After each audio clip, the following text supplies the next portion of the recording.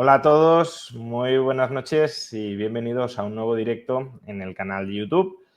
Este es un directo que de vez en cuando organizamos y sé que es tremendamente popular porque viene al canal una persona que a todos nos es muy querida y que además siempre nos ayuda a arrojar muchísima luz sobre temas de política y economía que, bueno, a lo mejor muchos miramos de una manera un tanto primaria y él siempre tiene segundas o terceras interpretaciones muy pertinentes que hacerle.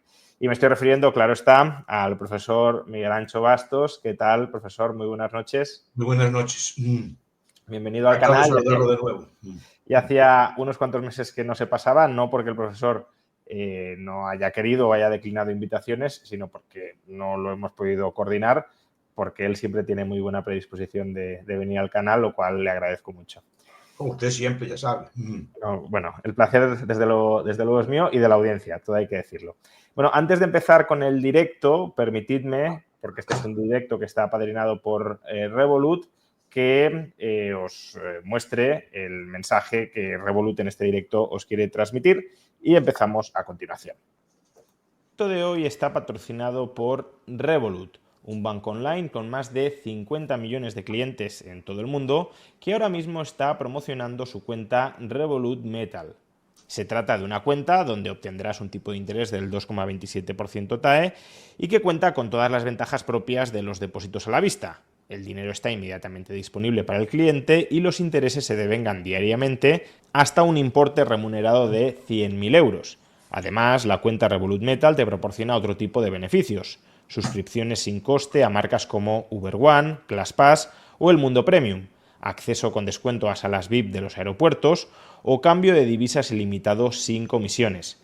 Si traes tu nómina a Revolut antes del 31 de mayo para nuevos clientes o antes del 1 de mayo para clientes existentes, podrás suscribirte a la cuenta Revolut Metal de manera gratuita durante un plazo de 12 meses para nuevos clientes y de 6 para los existentes. Si quieres obtener más información y hacerte cliente de la cuenta Revolut Metal, puedes obtener esa información en el enlace que aparece en la caja de descripción de este vídeo o en el comentario destacado. Pero aún queda un fuego que no han podido apagar. Una llama tenue, sí, pero eterna, que arde en el corazón de quienes no se doblegan. A ellos los llaman extremistas, locos, anarcocapitalistas. Nosotros los llamamos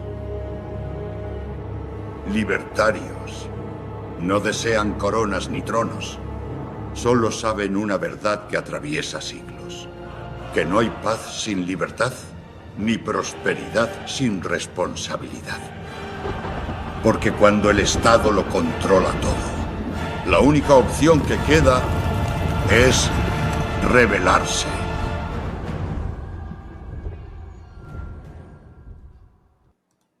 Bueno, aparte de la calidad visual, que es muy alta, ¿qué le ha parecido el vídeo, profesor? Bien, porque además lo ponen con El Señor de los Anillos. Y a mí El Señor de los Anillos me gusta Por mucho, eso, como el por Hobbit. eso. Porque además Tolkien era un conservador, entonces es un señor muy interesante.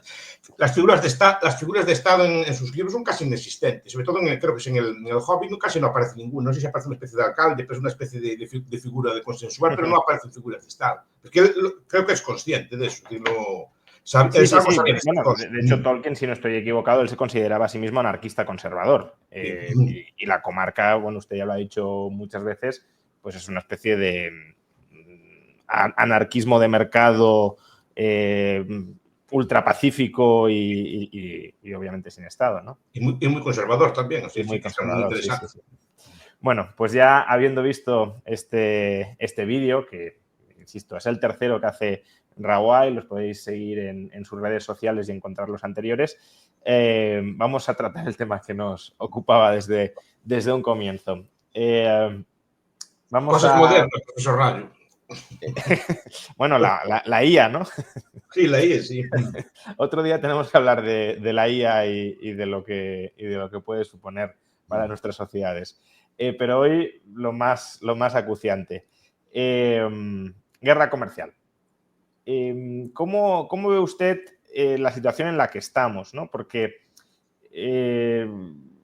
claro, de entrada nos encontramos con que Donald Trump incrementa brutalmente todos los aranceles contra todo el mundo y eso desata un pánico financiero y también miedos en que la economía real se pueda resentir si esos aranceles permanecen en pie, pero ayer da en parte marcha atrás, pero aún así deja un arancel del 10% sobre todo el mundo y sobre todo del 145% contra China, que es cerrar el comercio de facto entre esas dos potencias económicas. Y hoy la calma no es que haya vuelto, sigue la tensión, sigue el miedo. Entonces, ¿usted cree que esto es un farol que no lleva a ningún lado? ¿Lleva a algún lado y va a ser más libre comercio dentro de algunos meses? ¿Está dando Trump tumbos? ¿Hay una agenda detrás muy marcada? A ver, yo no soy un insider, entonces no sé exactamente no sé lo que pasa ahí dentro, ni hablo con Trump, ni tengo información de primera mano de lo que quiere hacer, ¿no? Estos días se encontraron un montón de explicaciones, ahora sacaron este Miran, que está con sus teorías de que quiere devaluar el dólar, pero por otros medios, en vez de usar los medios tradicionales, que quiere usar los aranceles, que básicamente es lo que dice el paper del señor Miran, y otros dicen que es un farol, que es una estrategia de negociación. Algunos lo remitieron a su libro del aprendiz, entiendo que son las estrategias que él recomienda usar en cualquier negociación. Y a mí me parece una negociación, porque no demasiado, o sea, no parece un arancel estudiado. Pues yo supongo que si un gobernante decidiese voy a hacer un arancel por los motivos que fuesen, ya sabemos nosotros que no es buena medida, pero imaginemos que un gobierno nacionalista, el señor Navarro, uno de ellos, pensara en un plan, pues vamos a hacer una guerra comercial. Pero no puede estar cambiando cada 5 minutos, según abra la boca un líder o no. O sea, abre la boca a Xi Jinping, le sube 50 puntos, pero lo sube porque se le ocurrió en ese momento. A mí me parece, por lo menos, no parece que haya un estudio, a ver, de qué industria... Bueno. No, o sea, pero lo veo con otros países, ¿no? De hecho, la misma metodología del cálculo del arancel recíproco es una metodología chapucera, es déficit comercial entre importaciones, que no hay ningún estudio serio detrás, ¿no? Sí, pero al final le da el mismo trato a Argentina que le da a Colombia. Porque hay un mínimo del 10%, entonces, claro... pero le da el mismo trato. Sí, porque... que vale ser... Entonces, no sé qué lógica tiene, parece que hizo una división allí y se la aplicó a todos independientemente. Claro, o sea, es la ratio déficit entre importaciones dividido por 2 y si eso da menos de 10, se aplica el 10. Sí. Incluso Australia tiene superávit, que debería, por tanto, ser arancel 0 o incluso subsidio, ¿no? Siguiendo la misma lógica. Y a Australia también le mete un 10, porque el mínimo es 10. Y a partir de ahí, más de 10 si la relación entre déficit comercial e importaciones es más de 20, ¿no? Porque se divide por 2. Y es chapucero porque se centra solo en los bienes, no en los servicios. Claro. Digo que parece una excusa a posteriori. Es decir, yo tomé la decisión, como explicamos nosotros en política pública. Primero se toma la decisión y después se justifica. No al revés. No se hace un estudio previo y se toma la decisión, sino toma esta decisión, voy a iniciar esta forma de negociación y después la justifico. ¿Y qué justificación le doy? Pues esta división así chapucera que dice usted. Y después, aparte de ahí, empiezo a negociar. Por eso digo que, por lo que leo, lo que dicen en sus libros, así que es como un negociador muy fuerte. Pero a veces lo comparo como se hacía en las ferias antes en Galicia, pues son negociaciones así, pues de empezar muy fuerte, incluso denigrando al rival, diciendo que el producto que no vale para nada, y después dice, por ser tú te doy algo, no una cosa. Es una estrategia muy de comercial. Sí. Que los feriantes yo los defiendo mucho, que son de los comerciantes más elaborados que hay en la...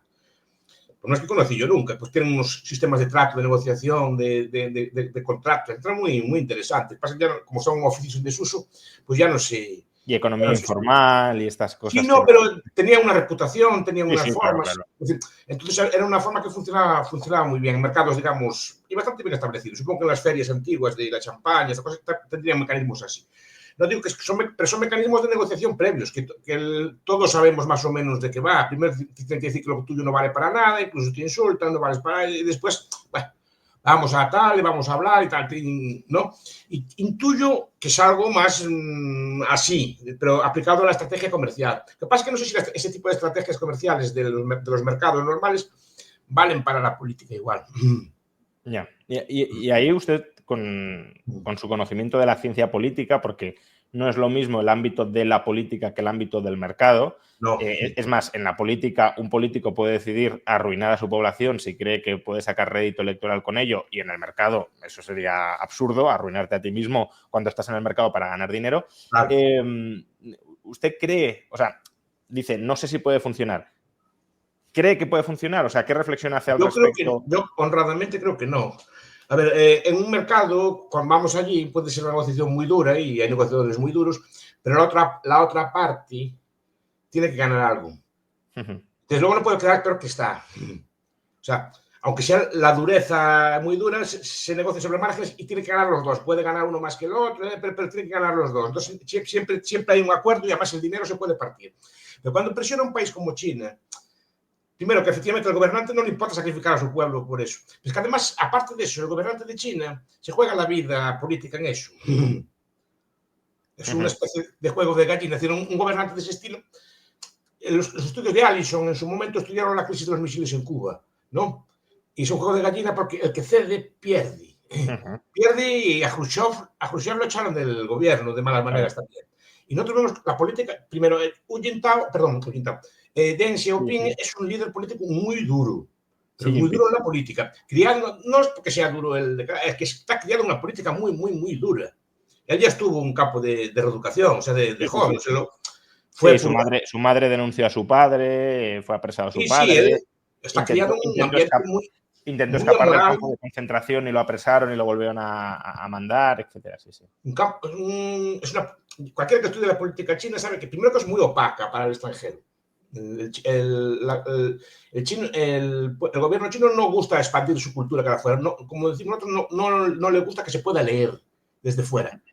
¿No? El americano todos lo leemos, como todos más o menos entendemos algo de inglés o hablamos algo de inglés, podemos ver lo que están haciendo en tiempo real y vemos sus películas, vemos su cine, entendemos sus reacciones. Pero ¿cuántas series chinas vio usted?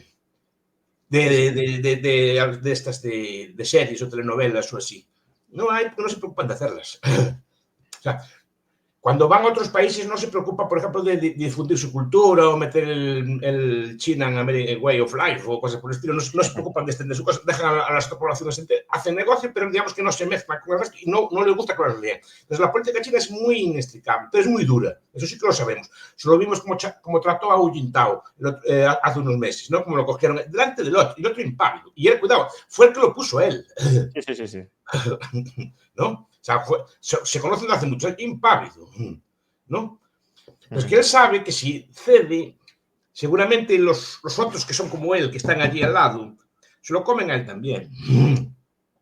Porque sabe que es la ley del juego así. Entonces él no puede ceder. Es una política mucho más... Y si cede, es a un coste muy grande.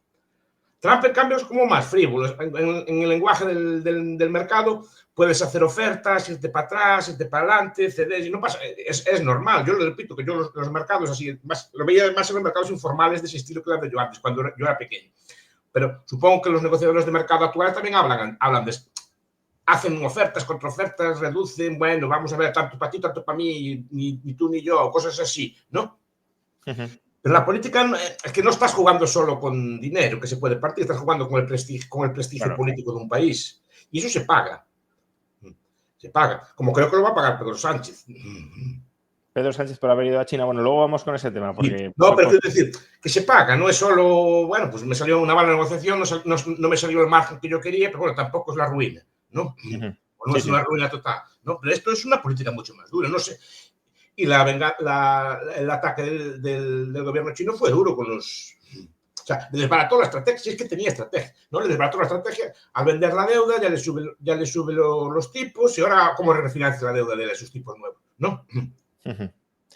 Creo que Japón también vendió, que no está claro quién ha vendido, lo que pasa que, bueno, China desde luego nos está chantando, aunque es verdad que esta dinámica negociadora también la vimos en 2019 y al final llegaron a un acuerdo, pero claro, tiene que ser un acuerdo que no humille a China, porque si humilla a China es impensable. Quizá por eso también hoy Trump ha empezado a desescalar retóricamente un poco, diciendo que se lleva muy bien con Xi Jinping, que es un gran amigo desde hace mucho tiempo y que seguro que pueden llegar a un acuerdo beneficioso. Porque además hay otro factor que no estamos comentando y es que Xi Jinping, más allá de si el sistema chino tiene un mayor o menor control sobre su población que el sistema estadounidense, que habría también mucho que hablar sobre eso, pero el hecho de que no se someta a elecciones, es decir, de que no sienta el descontento del pueblo si vienen 2 malos años, por ejemplo, le da mucha más capacidad de aguante y negociadora. Trump se juega su futuro en poco más de año y medio. A lo mejor el problema de Trump es que no tiene futuro. También, que no que es un... No, el problema yo cuando se habla de los límites de mandato y estas cosas, sí. Es un problema porque los últimos años no tiene nada que perder el señor, no tiene que revalidar nada. Entonces le da igual, no tiene que revalidar. O sea, pues primero, uno porque no le hacen caso y después porque se vuelven muchas veces irresponsables. Ese es el problema. Y Trump tampoco tiene nada que perder, le da igual perder que ganar. El problema será el de que venga después. El futuro claro, pero aún así su estrategia... Es verdad lo que dice, que Trump a lo mejor no tiene la calculadora electoral en la mano porque ya... Bueno, aunque dice que se quiere presentar a un tercer mandato. Pero es que bueno, esto también se lo dificulta. Eso es muy, lo que dice, lo que quiere hacer, se puede hacer, ¿no? O sea, la Constitución lo permite. Escoger a otros 2, a él ponerlo de congresista y que salga presidente del Congreso, que renuncien los 2 primeros y que entre él. Es constitucionalmente, es una maniobra muy complicada. Primero tiene que garantizar la mayoría en el Congreso y seguro que todos los congresistas lo voten. Yeah. Y eso a lo mejor no es tan fácil de conseguir, y más en un ambiente tan incierto como esto. Desde luego, con estas jugadas no gana mucho apoyo. Creo que no gana mucho apoyo al respecto. Claro, pero bueno, más allá de si concurre un tercer mandato o no, lo cierto es que su estrategia arancelaria sí tiene fecha de caducidad, si no... Bueno, yo creo que tiene fecha de caducidad en cualquier caso, porque si en las midterm esta guerra comercial no ha llegado a su fin y Estados Unidos no ha obtenido un saldo muy favorable a su favor, arrasan los demócratas y con el control de las cámaras los demócratas pueden revocar los poderes extraordinarios del presidente para establecer aranceles y por tanto ahí Xi Jinping sí sabe que con que aguante 2 años a cara de perro se termina cayendo parte de estas sanciones o probablemente suceda. Ahora, también si pueden llegar a un acuerdo antes, a lo mejor... En los regímenes de tipo chino también hay desgaste del poder, lo que pasa es que no es electoral. No es electoral, claro. Y todas las facciones del partido, ahí hay jóvenes lobos ambiciosos, que no quieren que esté Xi Jinping toda la vida. Y repito que es muy dura, y yo leí algunos libros de cómo funciona internamente, hay uno que se llama, no me acuerdo el autor, se llama El Partido, no se llama así, que explica el Partido Comunista de China cómo es. Si lo lee uno, ve que aquello es muy duro, porque es una política como muy civilina, pero entonces, claro, juegan allí y vamos a montar la revolución cultural, por ejemplo, porque si lo querían cargar. Claro. Sí, es una revolución defensiva para cargarse para liquidar a sus amigos. Y seguramente estas purgas de Hu Jintao, todo eso, será porque teme que las facciones del viejo, los aliados, que se lo quieran comer. O sea, no, tampoco está tranquilo. Y como lo vean débil, también se lo comen. Porque es así. Lo que pasa es que no es abierto, no es un proceso de primarias. Es una cosa con gestos, como te colocas en el funeral, como te colocan aquí y allá, que aquí nombran al final de... Creo que la revolución cultural empezó porque a quien quería nombrar alcalde de Shanghái, si no nombraba una facción o no nombraba la otra. Entonces ahí se midió la fuerza, a ver quién tenía más. Bueno, sé que son cosas muy, muy complejas, que no son opacas por completo, que yo no conozco por lo menos las relaciones de poder de cada factor, pero claro, él sabe, con cualquier régimen, ¿no? A Khrushchev se lo cargaron los suyos. Es decir, que ese tipo de batallas, las batallas que se dieron en los comités centrales para escoger a Stalin, con muchísimas purgas, cosas que se comían unos a los otros, literalmente. De los fundadores quedó 1 o 2, me parece. Lo sabe. Entonces, no, por eso, aunque no puede mostrar debilidad. Entonces, digamos que No, por eso, pero que, claro, él no puede mostrar debilidad. Sí puede imponerle debilidad a la población durante 2 años si espera que al cabo de 2 años se mantenga como... O sea, resulte ganador absoluto, ¿no? Sí. Que eso sí es una debilidad de Trump que no va a poder aguantar más de 2 años probablemente con esta misma política, porque la opinión pública sí tiene una repercusión mucho más directa e inmediata sobre su liderazgo político. A ver, en una guerra de estas ya sabe usted que sufren los dos. Sí, está claro. Sí. China sufriría muchísimo también, estoy seguro. Y además tienen problemas también opacados, pero tienen problemas con la vivienda, tienen problemas también de crecimiento. O sea, no es de sobreproducción. Etcétera. Creo que hay desempleo y todo. Como estas cosas son tan inciertas, son datos oficiales y no se sabe muy bien como está sacado, pero por lo que se leen los analistas no le va especialmente bien. Y un golpe de esto también sería un golpe muy duro. Sí. Porque las revoluciones y los cambios se dan no cuando hay una crisis total, sino cuando se frena el estancamiento, cuando las expectativas que tenía la gente pues de crecer o así pues se ven frustradas de repente. Es cuando millones de jóvenes que no encuentran trabajo o universitarios que tal, es cuando se crean, digamos, las condiciones por la revolución, no cuando estamos en la miseria más absoluta. No, claro. Ahí están dominados todos y aplastados como en Claro, Venezuela, además, la gente que está pensando en comer no está pensando en revoluciones. Sí. Sí, el caso de Venezuela es probablemente el más claro, ¿no? Ahora mismo. Decía que cree que toda esta guerra comercial es una negociación, un ejercicio de negociación de Trump con el resto del mundo, aunque también supongo que habrá asesores o facciones dentro del entorno de Trump que sí quieran imponer aranceles de manera permanente. Se me viene a la cabeza Peter Navarro como caso muy claro de persona que siempre ha defendido los aranceles, incluso con pretensiones académicas diciendo que son maravillosos para los Estados Unidos, pero que, bueno, Trump sí es un negociador y a lo mejor estamos ante un proceso de negociación. Pero el punto es, ¿qué cree que quiere negociar? Porque eso yo es lo que no tengo nada claro. Yo creo que quiere negociar concesiones políticas. No, pero no tanto económicas, concesiones políticas. Pues esto, que los europeos A ver, esto ya es una interpretación mía y obviamente como todo es arriesgado y todo es fútil y cambiante, ¿no? Pero yo veo que, por ejemplo, que hay como cierto declive del imperio americano. Sí. No absoluto, pero sí relativo, ¿no? Y hay como dos estrategias. Uno, como si no pasara nada y seguir hasta el fin, hasta que colapse, ¿no? Otro hace como una retirada estratégica. Es decir, bueno, voy a centrarme en mi territorio, ¿no? El espacio americano y así, ahí mantenerme fuerte y los demás que se busquen la viento. Intenta ir abandonando esos sitios con ciertas garantías, digamos, ¿no? Pero digamos que su estrategia, me entiendo yo, es retirar y para mí me parece una postura más inteligente que como si nada pasara, ¿eh?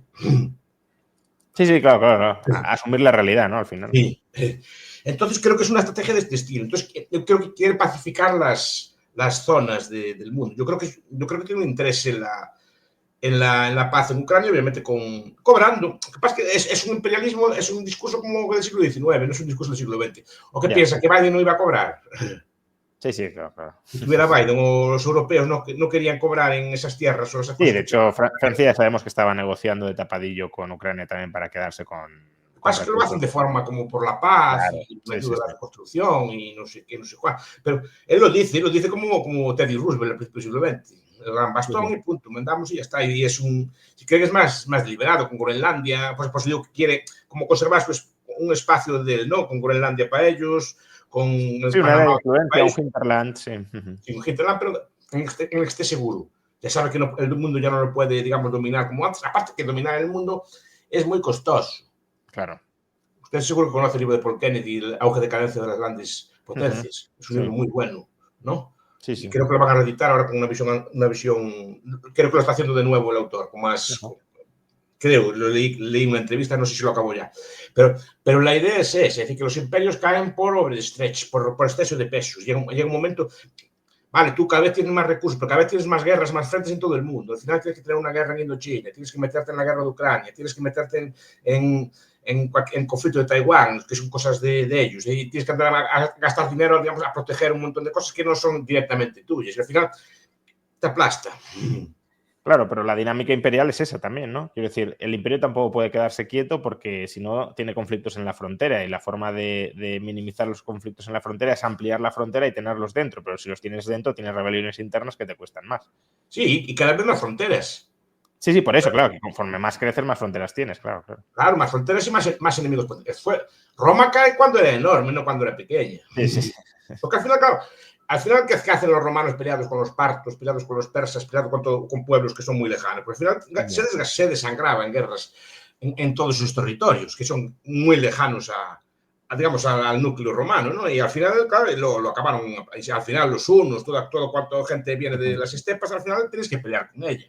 Claro. Y Estados Unidos, supongo que al ser un imperio global le pasa algo semejante. Ahora, la estrategia que pienso yo que quiere negociar cosas políticamente. Aparte que yo creo que él quiere que haya paz. Además, en la paz sabe que está más... Hasta que le reduce costes, ¿no?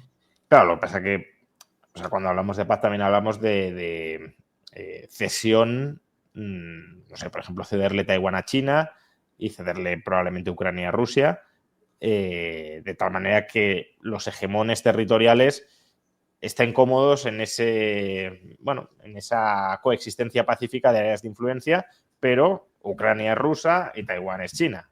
No, supongo que pensarán porque vamos a pelear nosotros por Ucrania. Sí, claro, pero que no, es una paz. No es que se la ceda, no. Es que será cosa.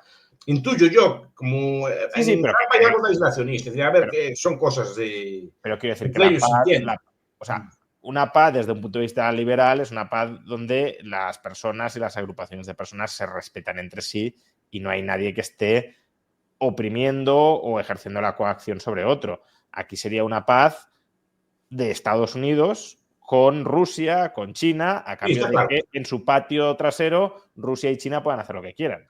No, y lo que dice Trump tiene cierto sentido, porque si tú pones empresas americanas o empresas a explotar esas tierras raras y estos recursos, es la mejor garantía. Sí. La garantía es las garantías normales que se dan, que se ofrecen a la relaciones. No, yo te voy a proteger, si no tienes ningún interés no te van a proteger, pero si tienes intereses allí, la mejor garantía es que haya tropas americanas allí o que haya empresas americanas allí, es la garantía de que no te van a ocupar esas tierras. Yo creo que eso es obvio, ¿no? Aunque parezca que no hace falta las garantías, esa es la garantía. Pero yo creo que sí que una paz quiere, porque, a ver, esa guerra le está costando mucho dinero y supongo. Sí. Estados Unidos sobre todo. Las guerras en general le cuesta mucho dinero a Estados Unidos y aparte Trump siempre ha mostrado, en eso sí, un tono muy antibelicista, mucho más marcado que otros presidentes republicanos o demócratas. No, los demócratas dicen que quieren la paz y son los más belicosos. Sí, por eso. En la historia reciente. Él yo creo que intenta hacer la paz, por lo menos lo intentó en Gaza, ¿no? Bueno, con todos los... Pasa que también... No, de mala manera y con unas cosas que son obviamente inaceptables. Que yo creo, a ver, yo cuando lo veo, yo creo que muchas veces la ironía a día de hoy no se entiende. Ya. Somos unas poblaciones que perdimos los viejos costumbres de la ironía y este tipo de cosas. Y yo creo que muchas veces cuando habla, él no habla, dice verdades, pero no está hablando irónicamente, ¿no? O sea, está hablando, yo no lo tomo, o sea, obviamente no me gusta que echen a los de Gaza, ya lo digo, sí, ahora, pero yo creo que está ironizando, es decir, que está diciendo como una medida de presión, mira que si no os podéis ir para otro sitio, ¿no? Y es una forma de presión también, creo yo que es una presión. Obviamente nadie defiende, creo que nadie sensato defiende pues un éxodo de gazatís, ¿no? Claro. Yo por lo menos no. Pero digo claro. Pero la solución vieja, ¿cuál era? La solución de los dos estados, pero esa solución estaba acabada ya hace tiempo, por ejemplo.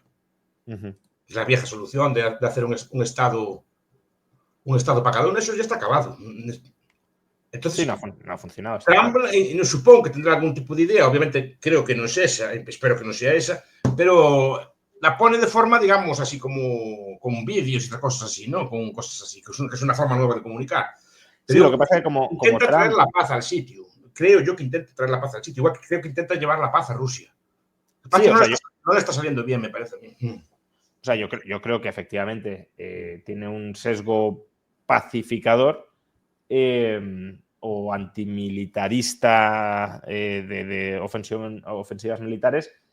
Lo que pasa es que, claro, decir, Trump utiliza la ironía en la medida en que nunca sabes, porque además él no quiere que se sepa cuándo habla en serio y cuándo habla de verdad, cuándo está diciendo sus auténticos objetivos y cuándo está exponiendo una fachada para ocultar sus verdaderos objetivos negociadores. Pues claro, que te diga que quiere hacer un resort en Gaza haciendo prácticamente una limpieza étnica, hombre, algo inquietante es para alguien que se llame pacificador, claro. Hombre, claro, y es una barbaridad.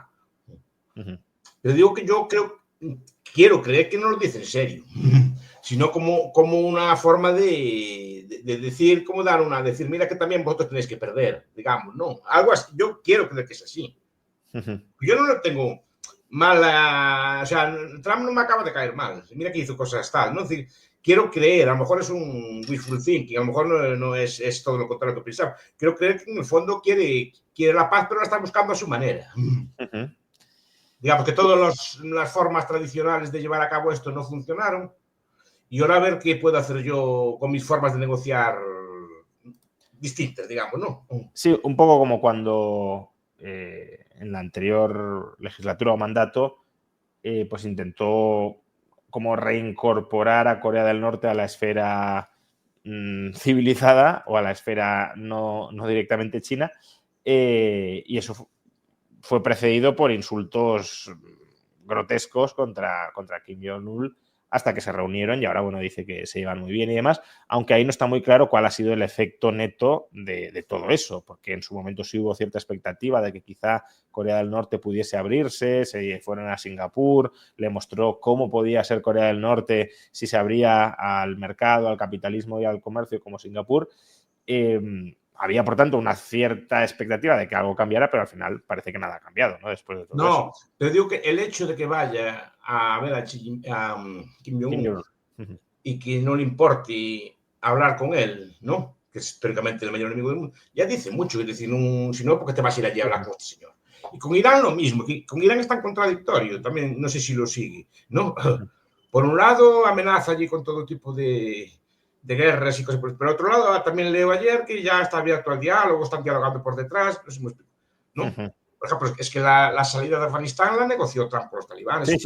Tampoco llevó la culpa a Biden, ¿no? Pero la negoció, ya se la dio, digamos, a Biden cuando llegó. Sí. Porque la negoció él, quería retirarse de allí, digamos. Claro. No quiere estar en todo el mundo. Y supongo que con Europa pasa algo semejante.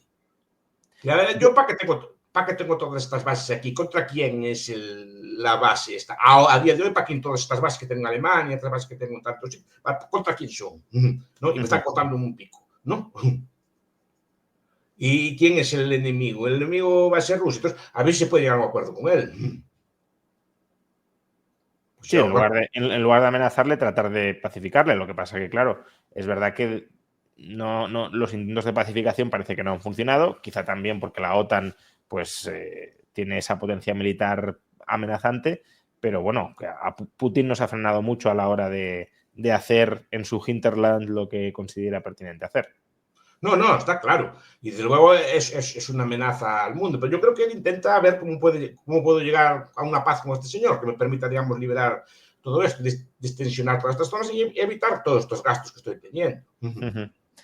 Pero entonces, ¿usted cree que el objetivo de esta guerra comercial son negociaciones políticas?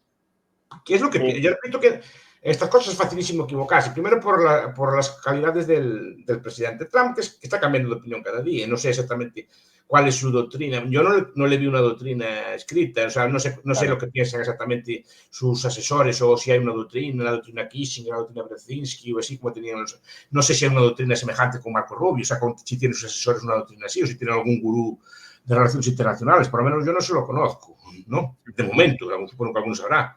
No, claro, eso es lo que permite a muchos seguidores de Trump racionalizar a posteriori cualquier cosa que haga. Es decir, haga lo que haga, parece que todo forma parte de un plan maestro que se termina cosechando los frutos, ¿no?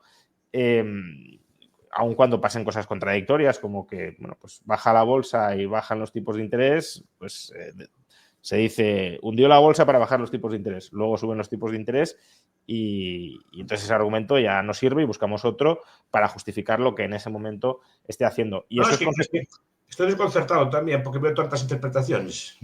Sí, claro, por eso. Como caben tantas interpretaciones, haga lo que haga, es posible interpretarlo bajo alguna de esas interpretaciones y decir, esto es lo que realmente quería. Se ha desarrollado todo según lo venía planeando. Pero claro, no sabemos lo que intuyo es que hay una negociación, que él quiere negociar, está haciendo una exhibición de fuerza, cuidado, no una exhibición de fuerza militar, una exhibición de fuerza comercial, ¿no? Lo que pasa es que los objetivos sí que no lo sé. Claro. ¿Qué es lo que quiere en cada país concreto? Claro, que me digan, quiere negociar, ya, vale. Me parece muy bien que negocie, por ejemplo, para quitar barreras arancelarias, barreras no arancelarias, para eliminar subsidios, para facilitar un cierto reconocimiento recíproco de regulación. Todo eso me parece muy bien, pero claro, cuando luego te dice tenemos que negociar para que me garanticéis que Estados Unidos no va a tener déficit comercial con vosotros. Claro, ahí ya metemos que Europa tiene que comprar 200.000 millones de dólares en energía a Estados Unidos, es decir, presupuesto comunitario, regulaciones. Entonces, como no sé qué quiere regular o qué quiere negociar, pues no sé si va en la buena dirección desde un punto de vista liberal o en una mala dirección desde un punto de vista liberal. No lo sé. Desde luego, también políticamente veo que a sus socios no los deja quedar nada bien. A sus socios políticos. Yo veo la escabechina que hizo en Canadá, por ejemplo, que tenía que había un partido por Trump que iba a ganar y va a ganar el otro. Claro. A Milei no lo trata especialmente bien. ¿No? O sea, el otro día creo que fue allí y fue a jugar al golf. Sí, o sea, a ver, cuando es un señor que se parte la cara por él. Se parte la cara en el sentido que tiene pero que no deja de ser Argentina, quiero decir. Que ya. Lo verá como un pueblo de provincias, prácticamente. Vale, estoy de acuerdo. En principio es un señor que se parte la cara por él. Una foto por lo menos podía darle una cosa así, ¿no? Es decir, algo para llevar de vuelta. No me refiero a eso. Digo, además lo mete en un brete, por ejemplo, si Milei es librecambista y defiende otra cosa, defender aranceles, defender esa política, no creo que le sea muy fácil, ¿eh? No, de hecho, él la defiende diciendo que interpreta que Trump hace todo esto para llegar a un comercio más libre. Que ojalá fuera así, pero no creo que haya dado las señales más claras Trump de que eso vaya a ser así. Hasta puede que sea así, hasta que puede ser que sea así. Sí, por poder puede ser. Quiero decir, por poder puede ser todo. Te digo que no los deja quedar bien. Aquí los socios europeos no los dejó quedar nada bien. Les dejó a los pies de los caballos. Quiero decir que no es que les importe mucho, porque demuestra que no les importa nada. Pero eso es un gesto. Debe hacer algún tipo de gesto. Eso también demuestra que no le importa mucho tampoco sus... Bueno, aunque también es verdad que hoy se ha anunciado, y eso yo creo que sí que es un gesto muy claro y muy contundente, que aparte del préstamo del FMI a Argentina, que aparentemente se va a cerrar mañana, y si se ha cerrado tan pronto y en términos tan beneficiosos, habrá sido por la intercesión de Estados Unidos. Pero aparte de eso, hoy se ha filtrado que el Tesoro estadounidense también estaría pensando en hacerle un préstamo bilateral al gobierno argentino. Y, hombre, eso ya es un trato... Sí, no está claro. Pero de cara a la galería. Sí. Sí, que tiene gestos desdeñosos, digamos. La mayor parte de la población no lee los balances de los bancos centrales, ve la foto o no ve la foto, o sea, es lo que se ve a simple vista, y la chanza o así es con aquello, no es con otro tipo de cosas, ¿no? Pero bueno, a ver, yo no, es que me gustaría ser más claro y decir, va a hacer esto y esto, ¿no? Pero bueno, a mí siempre me sorprendió, digo, si es como la vez pasada, entre muchas cosas, acaba haciendo... Él acabó el mandato anterior sin iniciar ninguna guerra. Y esperemos que este más o menos acabe así. Sí, desde luego esperemos que sea así, pero lo otro que le quería preguntar justamente está más o menos vinculado. Una de las interpretaciones que se está haciendo, de hecho la última, a tenor de lo que sucedió ayer, parece que esta es la interpretación que ahora encaja mejor. Una de las interpretaciones que se está haciendo de los movimientos geopolíticos de Trump es que lo que busca es aislar comercialmente a China. Es decir, no solo bloquear el comercio de Estados Unidos y China, sino que todos los países en la órbita de influencia de Estados Unidos, todos los socios comerciales, por ejemplo, Europa o países de Hispanoamérica. De hecho, por cierto, el secretario del Tesoro de Estados Unidos acudirá en visita oficial a Argentina dentro de unos días, y una de las interpretaciones que se hace es que irá a pedir que Argentina deje de comerciar con China y se centre en Estados Unidos. Esperemos que no sea así, pero bueno. ¿Usted esta interpretación cómo la ve? Es decir... Esto es una interpretación coherente en el sentido de que parece lo lógico. Pero después... Claro, pero lógico, digamos, en la visión geopolítica del mundo. Claro, pero a lo que iba. Pero yo lo veo que hoy habló de desescalar, estuvimos hablando... Sí, espero que sea así. Entonces... Y esa estrategia ya la habían hecho los presidentes anteriores, no solo es una cosa de China. Pero no con coalición global. Primero lo hicieron con el cinturón de perlas, Japón, todas estas Filipinas, Vietnam, que son enemigos de los chinos hacer. Es decir, todo este tipo de fuerzas, digamos, o Corea, así, rodear a China de estados de mediano tamaño, potentes que la frenen. Eso ya lo habían hecho antiguamente, no es una cosa nueva. Y ahora aquí que quiere aislar que se junte con Europa, pero es que Europa no se estaba juntando con China, la juntó este tipo de medidas. Pero la juntó por unos días, cuidado.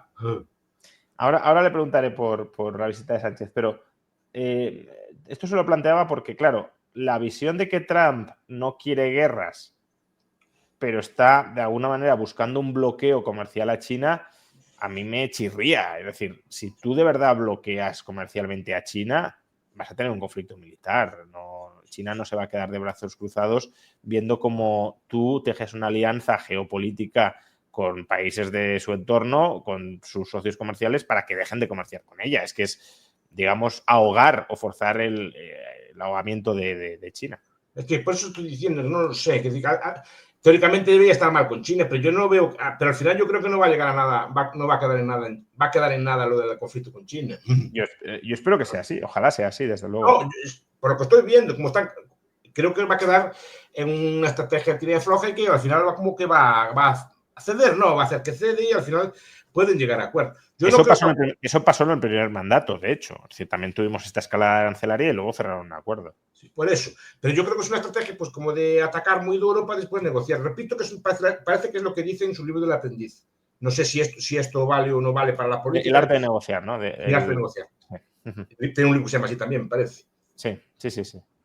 El arte de negociar y eso es lo que ve, porque yo lo estoy asumiendo racionalidad a Trump, estoy asumiendo como que tiene un plan, igual no lo tienes, que ahí está la cuestión, como no soy un insider, no lo conozco en persona, claro. ni sé cómo es vitalmente, etcétera, ni quién es la gente que lo rodea, pues yo intuyo que, bueno, al ser un Estado más o menos consolidado, con una diplomacia buena, con asesores buenos, algo le aconsejarán en esa línea. Yo tampoco creo, en cambio, que China quiera Taiwán por las malas.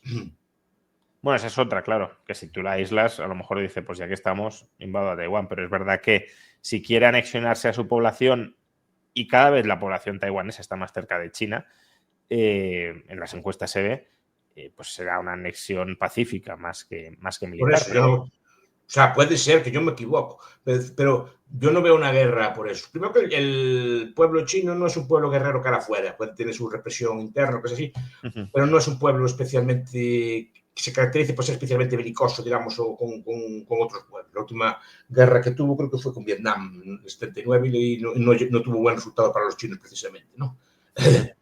Entonces, no es un pueblo que esté preparado, digamos, que sea muy, que tengamos una idea de que es un pueblo como muy belicoso, que está todo el día pensando en conflictos, ¿no? Y con Taiwán, aparte, la ganancia, ¿cuál sería? Es que hay un señor que se llama Brooks, que estudia estas cosas, sobre beneficios de la conquista. Explicar, a ver, en un Estado moderno, ¿cuáles son los beneficios de conquistar otro? ¿No? Sí, si lo puedes tener de vasallo, digamos. Pues... Una conquista Taiwán, ¿qué es lo que lleva? Porque normalmente la fábrica de microchips, lo que allí las dinamitan, ya las tienen claro, ya pensadas para destruir. Pero después, ¿qué haces? ¿Qué tienes allí? Allí solo tienes un montón de ingenieros y una fuerza laboral muy buena y muchas empresas y muchas cosas que hacen cosas modernas, pero esas personas no las puedes forzar a trabajar. O sea, muchas de ellas te escaparían si pueden ir y después un ingeniero de ese estilo no trabaja. O sea, no le puedes obligar a que piense cosas. Sí, la calidad institucional y el capital humano no lo puedes expropiar, digámoslo así, ¿no? Está mejor así como está. Además, estamos viendo el caso de Hong Kong. ¿Cuál fue la ganancia de Hong Kong por meterse en China? No, de Hong Kong ninguna, y de China. Además, pues... vi hace poco los datos de crecimiento comparados con Singapur y desde luego Singapur que está fuera claro, como que lo casi duplica o así. Hong Kong como estancó también en parte, estancó relativamente, o sea, como estaba creciendo antes y después le pasó mucho. Y entonces a China tampoco le conviene especialmente un territorio tan próspero que se estanca. Además es uno de sus principales clientes también. Aparte que Taiwán es la China, es donde se conservó la China auténtica. Porque la revolución cultural, digamos, que quitó muchas de las tradiciones antiguas. Y en Taiwán se conserva aún la caligrafía, unos artes del vestido, ese tipo de cosas se conservaron mucho mejor allí, entonces se conserva la China tradicional. Entonces no veo yo que igual me equivoco, igual llega otro líder o Xi Jinping por salvar el puesto, hace un ataque, pero no lo veo yo. Aparte que no debe ser nada fácil de conquistar. Y siempre y cuando Taiwán no tenga la bomba atómica. Bueno, pero no la tiene, ¿no? Eso es lo que se dice. O sea que ya, sí, que podría tenerla sin saberlo. Una hipótesis. Yo la vi, es una hipótesis. Probablemente no la tenga, pero yo oí la hipótesis de que, obviamente, si la tiene guardada. No la tiene. Sí, no es público. Y en este sentido, la visita que ha hecho hoy Sánchez, porque claro, aquí hay como juego a tres bandas, ¿no? Europa en principio se quiere entender con Estados Unidos, de hecho hoy también han congelado los aranceles de represalia, pero al mismo tiempo también, y no me parece mal, también se está abriendo con China, se está dejando querer por China para no estar únicamente vinculado con Estados Unidos y que Trump tenga tanto poder de negociación. Es más, hoy se ha conocido también que está trabajando con China para eliminar los aranceles sobre los automóviles eléctricos que los impuso Europa hace aproximadamente un año. Y en este sentido, la visita de Pedro Sánchez, ¿cómo la valora? Porque antes creo que ha dicho algo así como, no sé si lo pagará caro o algo así. A ver, no lo pagará caro, pero a ver, no, tampoco creo que cabe con él, no es eso. Es decir, pero él se presentaba como una especie de paladín o avanzado de Europa. Cuidado, hay una cosa que a usted le debería gustar mucho, es decir, mira, Pedro Sánchez de paladín del mercado libre. Y no, que lo dijo en su discurso, no sé si lo escuchó. La primera parte, sí. Sí, tenía dos partes. Delante del monumento a Ho Chi Minh. Es decir, que al final Vietnam y China son los paladines del mundo libre. y el principal enemigo del capitalismo global es Estados Unidos. No, pero es extraño, lo digo como curiosidad, porque es extraño, no sé si le pasa en sus círculos. La gente de extrema izquierda está ahora pro librecambista, terrible. Sí, ahora no, vamos. Los aranceles como algo desastroso cuando son un impuesto que a ellos, en principio, cualquier impuesto, prácticamente cualquiera, les debería gustar, ¿no? No, pero digo que veros cómo estas defensas del mercado libre, pero cuidado, hasta la izquierda española, que me sorprendió. Sí, el otro día en La Sexta colocaron el vídeo de Milton Friedman y el lápiz, ¿no? O sea que... No, y China colocando, el gobierno chino colocando a Reagan, el discurso de Reagan, que es una inversión. ¿Pero qué pasa? Que él fue allí como de avanzadilla, dice, para él fue una oportunidad muy buena, ¿eh? Es decir, yo me presento como líder de Europa frente a una Europa amenazada por Estados Unidos, yo voy de avanzadilla a pactar con Xi Jinping un acuerdo sin que salven a Europa y que sirvan de contrapeso. Claro, pero toda esta estrategia te la desmorona, ¿no? Con unas palabras de Trump. Y además, si tú llegaste a algún tipo de acuerdo, que no sé si llegaste con China, ahora qué haces con él. Sí. ¿No? Bueno, pero es que... la jugada políticamente no era mala. Yo sé que a pesar lo tengo por una persona, obviamente no me gustan sus políticas, pero lo tengo por bastante hábil, ¿eh? No lo tengo. O sea, desgastaba al PP de paso, le obligaba a firmar el decreto ese que no... maltratando al PP como hace siempre, pero lo obligaba a firmarlo, porque igual que los decretos de Rearme, lo puedes maltratar, te los tienes que firmar igual. ¿No? Sí. Entonces, lo desgastas y creas un liderazgo, tapa un montón de cosas, porque se fija en otro detalle también, todas estas cosas esta semana que tuve con los aranceles, cuando hablamos del Rearme. No, de política española no se ha hablado nada, está claro, sí. No, se opacó todo, pero supongo que en el resto del mundo occidental también se opacó el tema. Entonces, no es tan importante el real como lo estaban diciendo. Lo que, en mi modesta opinión, si fuera tan importante, pues el resto de los aranceles sería una cosa menor. Pero en cuanto llega a esto, ya, y cuidado, y se fijan rápidamente, encuentran fondos también para esto. No, sí, claro. En España... O sea, estábamos allí buscando no sé cuántos puntos del PIB y ahora de repente aparece dinero para los... pues también hay dinero para los aranceles. Aparecen miles de millones de la nada. No hay, yo qué sé, 300 millones para Lela. En cambio, de estos aparecen miles de millones. Hoy 300, son 50 o no sé, vamos, o sea... Sí, es una cifra relativamente pequeña. Sí. Sí, pero para esto no hay, porque hay que aprobar presupuestos. Pero para sin aprobar presupuestos aparecen miles de millones. ¿Cuántos? Sí. 14.000 para los aranceles. Sí, para los aranceles. Pero es verdad que parte son avales, que eso no... Ya, pero bueno, aún así. Pero cara afuera parece que tiene dinero de... y supongo que también en Europa también nos habló de dotar mecanismos. Sí. Pero digo que no quedó muy bien, porque primero que esta visita no estaba avalada por toda Europa. Había gente que no era muy partidaria, ¿no? Y él fue allí, supongo que de avanzado, de paladín. Además, no, cuidado, si le salía bien, ¿eh? Creo que se precipitó un poco, fue muy rápido, sobre todo no contaba con que Trump cambiara tan rápido. Claro, es que se pero lo dejó un poco descolocado, porque si él negoció algo, ¿qué hace con lo que negoció? Sí, no, claro. Y ahora cómo vuelve a casa, diciendo, ¿qué hiciste? ¿No? ¿Qué conseguiste? ¿No? Porque ahora la doctrina nueva será volver a estar con Trump de nuevo, ¿no? Sí, intentar negociar con Trump, claramente. Claro. Sí. Entonces, todo lo que negociaste allá y el chino dirá, oye, tú me negociaste esto, ahora que, no, digo yo, no queda especialmente bien, ni dentro, o sea, tampoco es que lo acabe con él, pero no, tiene que volver a la política cotidiana, tiene que volver a Coldo y tiene que volver a ese tipo de cosas así. A todos los escándalos que tiene, claro. Y ahí no está cómodo, pero cuidado, ahí en estos foros se le veía así todo contento y con claro, con aquellos vietnamitas todos. Por cierto, Vietnam es el país del mundo con más apego por el capitalismo. Sí. Bueno, al menos lo apego popular, no que el gobierno. Es curioso.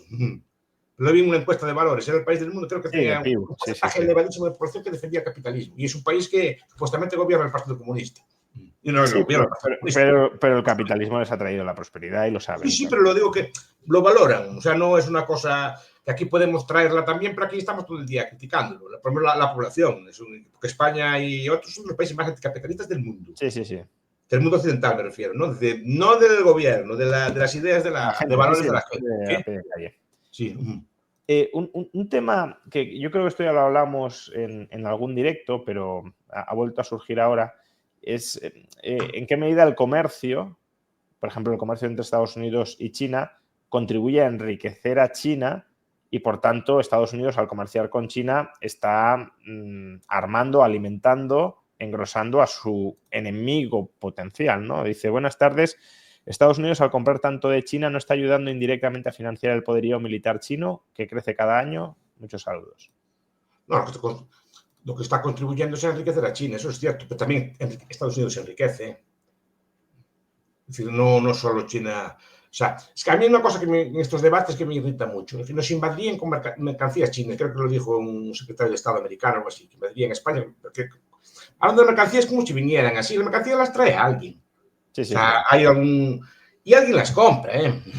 No es que te invadan. Si no quieres que te invaden, no te invaden, ¿eh? Lo que pasa es que la gente les gusta el producto, es más barato, es más funcional, lo que sea así, y mejoraron mucho de calidad en muchos aspectos. Entonces lo compras. Entonces, lo normal es que China se enriquece. ¿Qué pasa? Que si China se enriquece, el Estado chino es más rico. Si el Estado chino es más rico, puede comprar más armas. Eso es el tema. No es que estés enriqueciendo a... No es que, pues digo, cualquier comercio, yo que sé, con Bélgica, enriqueces al ejército belga. Sí, claro, normal. Si los belgas son ricos, al final, pues tendrán armas modernas, aviones de última generación. ¿Vale? Pues los belgas, los portugueses, son los italianos, son los españoles. Si se enriquecen, tendrán el ejército español, por deficiente o malo que se critique, no sé qué es que eso, insuficiente, aún así es mejor que muchas otras épocas, está mejor armado, seguramente su oficialidad pues, está muy bien formada, seguramente los soldados están mejor pagados y seguramente tiene mejor armamento, porque España es más rica, punto, es así de simple. Entonces, si China es rica, sus ejércitos son más modernos. Porque además no se puede desligar una tecnología de la otra. Si tienes una tecnología buena pues para hacer IAS y cosas por el estilo, raro es que no la apliques a otros ámbitos. Claro. Sí. Además, los ingenieros están en el mismo sitio. Supongo que las fábricas muchas veces son las mismas. Pues si esto vale para ello, que se para hacer un robot de estos perros que le gustan a ustedes y que se miren ahora, ¿no? Estos perros robots que llevan a gente. que llevan a gente, que vi uno espectacular el otro día, ¿no? Sí. Bueno, pues si hacen ese perro robot, pues también harán robots para la guerra, cosas por el estilo, y todo tipo de dronerías y cosas así por el estilo, para... de cosas inteligentes y cosas así. ¿No? Es normal, pues el avance se aplica a todos los ámbitos. Hablando del ejército chino, porque bueno, ya llevamos una hora y tampoco nos podemos eternizar, que el profesor tiene también que hacer labores domésticas y académicas para, entiendo, mañana. Pero habíamos hablado al principio del directo, habíamos comentado que hablaríamos sobre el ejército europeo. Sí. Ahora ha comentado el ejército chino, que se vuelve más poderoso. En Europa parece que queremos construir también o crear, queremos, las élites políticas europeas quieren crear un ejército europeo que nos dote de autonomía militar frente a los Estados Unidos y que nos permita defendernos como pues un Estado unitario, ¿no? Sé que en muchas otras ocasiones usted ha criticado esta centralización militar europea, pero bueno, ya que el tema está de actualidad, bien. ¿Por qué no le gusta un ejército? Bien, hay como dos dimensiones. Una es la centralización política. Un ejército europeo al final tendría un mando europeo y al final acabaría habiendo un Estado europeo centralizado. ¿no? Le pasa lo mismo con la deuda. La deuda, todo el mundo la ve ahí, el eurobonos y estas cosas todas así. La deuda es un instrumento que en Estados Unidos Hamilton lo usó para controlar a los estados. Los tenía y el ejército sí tiene algo semejante, ¿no? Centralización política. Pero después, ni siquiera, yo dudo incluso de que sea más funcional para la defensa. O sea, es una cosa que me parece que habría que discutir primero. Es decir, primero, en un ejército europeo habría que diseñarlo contra alguien. Normalmente los ejércitos están pensados como algún tipo de enemigo, y el enemigo es Rusia, pero Rusia justifica, ya está gastando, Europa está gastando más que Rusia. Sí. Bastante más dinero en armas que Rusia. Rusia obviamente es una potencia, pero es una potencia que aún creo que a día de hoy, que es que hablamos, aún no reconquistó su propio territorio en Kursk. O sea, su potencial es una potencia, pero no tiene tanta fuerza. Quiere decir que lo están frenando los ucranianos. Es decir, y si pelea...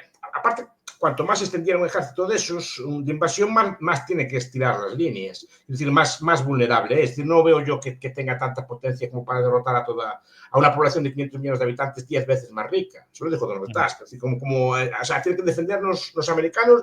Nosotros somos 500 millones, ellos son 140. Tienen que defender los americanos a nosotros de 140 millones de rusos, cuando somos 10 veces más ricos que ellos, ¿no? O sea, no tiene mucha lógica, porque yo creo que es un enemigo, pero un enemigo un poco inflado. ¿No? Inflado en armas convencionales, tienen armas nucleares, pero armas nucleares también las tienen algunos países europeos. Sí. Y ahí no es cuestión de que tengas 1000 y yo tenga 100, es que 100 llegan ya para acabar contigo. No hace falta. Aparte la población rusa está muy concentrada territorialmente y, vamos, sería bastante fácil hacer mucho daño. Que no acabo. Primero había que definir los objetivos de ese ejército y quién lo gobernaría y para qué se usaría. Porque los franceses, que supongo que querrían usarlo para sus colonias o semicolonias en África, ¿no? Para controlar aquellos territorios que fueron franceses, etc. Supongo que Europa del Este lo querría para los rusos o los enemigos que pueden venir de ahí. Después los europeos del sur a lo mejor quieren controlar fronteras con el norte de África, lo que sea así, pero ¿para qué uso se le va a dar? Esa es la primera cosa. ¿Quién va a decidir el uso de eso? Y después, que no siempre un ejército solo pelea mejor que 20. Eso es la cuestión, ¿no? Porque hay la idea de que lo grande y tal, y Europa nunca fue conquistada. Eso es a lo mejor históricamente por poderes externos, es decir.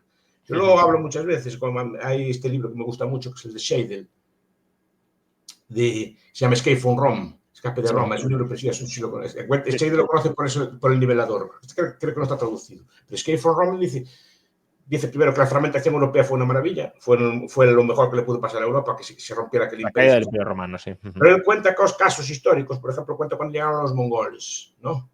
Los mongoles estaban acostumbrados a pelear en las estepas, con sus caballos y cosas por el estilo, porque toda Eurasia, en buena parte es estepa. Cuando los frenan, cuando llegan a las montañas, se encuentran con castillos. No sabían pelear contra los castillos. Yeah. Entonces, quiero decir que cada estado tiene su tipo de arma y está acostumbrado a defender su territorio. Un ejército central efectivamente puede disuadir más, puede tener más fuerza, pero primero, si colapsa todo. ¿No? Es más susceptible, por ejemplo, a la traición. Es decir, si tienes un mando y compras un par de traidores, los romanos, que no sé quién decía antiguo, que el soldado más valioso es el traidor, creo que decían los chicos, porque vale por 10.000 de los otros. ¿No? ¿Qué? No, pero estamos viendo que en la Unión Europea ese tipo de fenómenos de traición se dieron. Bueno, que había políticos europeos de alto nivel, y seguramente los hay, pagados por Rusia. Exacto. El Rueda mismo, claro que sí. Bueno, no lo digo, no, pero no digo porque no hay. Pero se discute y es posible que tengas un señor. Mira, además, cuanto más centralizado es el ejército, más fácil es de sobornar. Porque solo tienes que sobornar 4 o 5. Claro. A los altos mandos ya está, claro. A los altos mandos lo que te filtren. Entonces, eres más susceptible a eso y eres más susceptible a una incompetencia del mando. Porque si el mando es malo y colapsa, pero después te quedas sin defensa. Entonces, muchos ejércitos que se pueden cuidar, los ejércitos se pueden aliar, incluso con armas distintas. Porque también se habla, vi un documento hace poco que se publicó que decía que era bueno que los sistemas que tienen que ser interoperativos, las armas. Sí, no, depende. No, puede ser que sí, obviamente todo eso puede tener más armas, pero cuidado, el enemigo también te conoce esas armas. Ucrania está resistiendo con todo los restos, con toda la basura que había en los arsenales europeos, que se la están dando, todos los tanques oxidados que tenía España ahí en un barracón, oye, está resistiendo. Y son cada uno de su cosa. Pero claro, eso, armas distintas sorprenden mejor al enemigo que siempre es la misma. Sí, no es tan previsible, ¿no? Digámoslo así. No está previsible, además que son formas de pelear distintas. Sí, claro, en ese sentido, sí, sí. Que la Que jugada también, no la ves venir. también entiendo la lógica del grande, ¿eh? Tampoco soy tan Ya. ingenuo de pensar que lo grande no tenga ventaja. Pero cuidado que si quieres hacer varios ejércitos, eso no es tan fácil. Además que perderías totalmente tu soberanía y seguramente tendrías que ir con tu gente a pelear en guerras que a ti no te importan nada. Y seguramente a lo mejor tus problemas te quedan desatendidos. No me gusta Claro. mucho el ejército europeo. Eso es lo que le quería preguntar, ¿no? Que, o sea, claro, se habla de así tendríamos autonomía militar frente a los Estados Unidos, lo cual no suena mal, porque obviamente si no eres un estado vasallo de Estados Unidos y es Estados Unidos el que decide qué protege y qué no protege o en qué guerras te mete o te deja de meter, pero claro, ese mismo argumento también se puede hacer de España frente al ejército europeo. Si no tenemos ejército propio, ¿qué autonomía militar y estratégica tenemos frente a la centralización del ejército europeo? Casi ninguna. Además, seguramente las armas serán diseñadas para los objetivos principales de ese ejército europeo, no estarán pensadas para nuestras necesidades. O sea, yo el sistema actual me gusta, sabes que a mí me gusta mucho que haya muchos estados y, o sea, soy anarcopacifista en el mundo ideal, pero en el mundo real a mí me gusta que cuantos más estados haya, mejor, más competencia institucional hay, más libre comercio hay, acaba habiendo, etc. ¿no? Al final, está viendo que al final quien mete miedo con los bloques, con los aranceles son los estados grandes, no los pequeños. Sí, sí. Porque pueden hacerlo, pueden hacer más daño. Claro. En las guerras lo mismo. Yo no soy especialmente partidario, porque son temas que me dan mucho la vuelta a la cabeza, ¿no? Es decir, que al final, claro, si colapsa el ejército central, o sea, no hay quien mantenga la lucha después, porque ya está el ejército, digamos, disuelto. En cambio, siempre quedaría algún espacio, digamos, de resistencia con sus propias cosas, porque cualquier enemigo, el único enemigo que tiene esa potencialidad a día de hoy es Rusia, por lo que están diciendo, ¿no? Que tiene esa potencialidad de ser un enemigo. Pero Rusia, claro, tendría que pelear con muchos enemigos distintos, en muchos terrenos distintos, con muchas realidades distintas. Y eso yo creo que sería más complicado que derrotar a un ejército solo. Sí, aparte que yo, quiero decir, Rusia no creo que tenga ningún interés en invadir España. Otra cosa es invadir o tomar el control incluso de parte de Alemania sí podría llegar a ser potencialmente si tiene la ocasión. Claro, ahora, hasta España o Portugal no tiene mucho sentido que llegue. Otra cosa es, de nuevo, la autonomía estratégica que tú pudieras tener en un continente donde Rusia fuera un hegemón, claro está. Pero invasión de España, yo creo que el caso de Rusia no ha de preocuparnos demasiado. No, pero digo, es un hegemón de verdad. Sí, claro, digo, en el caso de que lo fuera, no digo que no sea. Yo digo, a ver, vale, pero un país es su ejército, vale, el ejército que está sustentado por una industria, tiene sustentado por una capacidad económica, una población. Tiene que poder controlar regularmente, no es solo que te gane la guerra, sino la ocupación también la tiene que ser capaz de mantener y ahí pues es muy dudoso que pueda, claro. A ver, lleva 3 años de guerra, ya 3, ¿no? Y el territorio que conquistó equivale más, creo recordar, estoy hablando igual, digo, no, tenemos de memoria, equivale a Extremadura, fue lo que conquistó. A mayores de lo que tenía ya, ¿eh? Sí, sí. Del 14, no desde el 14. O sea, tantos años para tanto. Ese es el poderío aplastante del Imperio Ruso. A ver, un imperio, si es verdad, en 3 semanas acabó contigo. ¿No? Entonces ahí se ve un país que está sufriendo para reconquistar su territorio, ¿no? Que la gente no lo quiere ir, que no tiene problemas económicos también. Aunque esta presidenta del Banco Central a usted le gustaría, ¿no? Porque es medio austriaca, ¿sí? ¿No? Es dura. Pero digo que, claro, pero hacer un ejército hay que definirlo contra quién lo haces, ¿no? Es decir, y cómo justifica semejante rearme contra... No, yo no digo que... Cuidado, que no estoy diciendo que no haya que hacerlo ni cosa por el estilo. No sé si sería ese el debate, sino el debate es contra quién se hace, porque además hay un factor. Si los americanos llegan a la paz con Rusia, ¿no? Rusia pasa a ser nuestra amiga, no nuestra enemiga. Sí, claro. Si se pacifica la relación entre Estados Unidos y Rusia, no queda otra, claro. Porque seguimos estando en la OTAN, porque nadie habló de salir de la OTAN, ¿no? Bueno, eso es a lo que me refería con la autonomía estratégica de Europa, ¿no? Es decir, que al final Europa ahora mismo no tiene ni voz ni voto, o prácticamente no la tiene. No, pero digo, si seguimos en la OTAN, y Rusia llega a un acuerdo de paz con Estados Unidos, Rusia pasa a ser amiga, no enemiga. Sí. Entonces, ¿para qué justificaste todo ese rearme? ¿Contra Hombre, quién no, o sea, en ese caso lo harías para no ser amigo de Rusia, aunque Estados Unidos te diga que sí. Incluso para salir de la OTAN. Estas cosas todas, si Rusia, tú estás rearmando, si Rusia tiene tanta fuerza, ¿por qué no te invade ya? ¿Por qué espera que te rearmes? ¿No? Es decir, digo yo, si fuera el zar Putin, pues digo, los europeos están armándose, ya que soy yo tan poderoso, voy a atacarlos ahora antes de que se armen. Si no, es que no tiene mucha lógica dejar que se... O sea, me parece me parece una especie de excusa para centralizar poder. Cuidado que no estoy diciendo que Rusia no puede ser potencialmente un enemigo, ni que lo sea ahora, etc. No. Aparte que también la cuestión es si es un enemigo con capacidad para morder de verdad o no. No, daño te puede hacer, pero no creo que tenga el potencial que dicen que tiene. Aparte, que Rusia es coyuntural, Putin no va a durar siempre. Bueno. No, además también hay luchas de poder, Sí, siempre no, pero ha durado unos cuantos años. No, dura, pero cada vez le quedan menos años de durar, Sí, como a todo el mundo. Biología, claro, ¿no? Como a todo el mundo. Que por mera caducidad vital, ¿no? Claro, pero que su poder interno se resienta. Es que no va a durar siempre. Tú sabes, abrirán luchas y a ver quién viene después. Y ella tuvo desafíos, porque cree que desaparecen esos oligarcas todos. Sí, claro. ¿No?